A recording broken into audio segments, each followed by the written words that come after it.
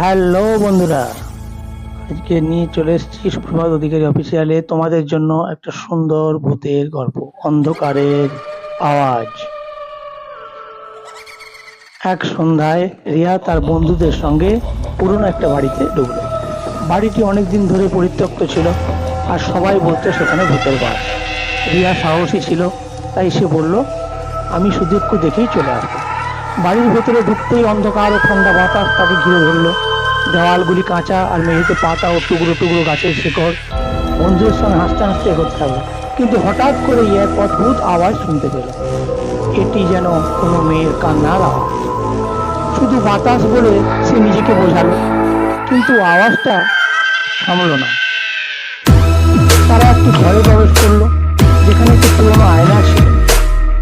আয়নার সামনে দাঁড়িয়ে রিয়া তার প্রতিবিম্ব দেখল, কিন্তু পেছনে কিছু না দেখে সে ভয় পেল। হঠাৎ আয়নার এক অন্ধকার ছায়া উপস্থিত হল, যা ধীরে ধীরে রিয়ার দিকে এগিয়ে আসছিল। রিয়াও খুব ভয় পেয়ে গেল। তখন হঠাৎ করে রিয়ার বন্ধুরা বলল, দৌড়াও রিয়া দৌড়াও। বন্ধুদের চিৎকার শুনে রিয়া পেছন ফিরে তাকালো, কিন্তু সে কিছুই দেখতে পেল না। তখন রিয়াকে আরো ভয় পেল।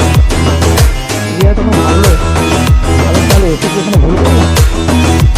ঠিক সেই সময়ে কিছু একটা ছায়া যেন তার পেছনে আসতে লাগলো।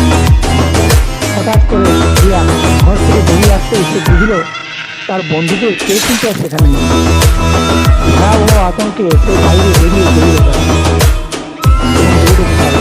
হঠাৎ করে রিয়া দৌড়াতে বাড়ির সামনে এসে উপস্থিত হলো। আশেপাশে কোনো মানুষের চিহ্ন নেই। কান্না আবার শোনা গেল, কিন্তু আবার রিয়ার কাছে স্পষ্ট ছিল। এইভাবে রিয়া কিন্তু একটি বাড়িতে হারিয়ে গেল।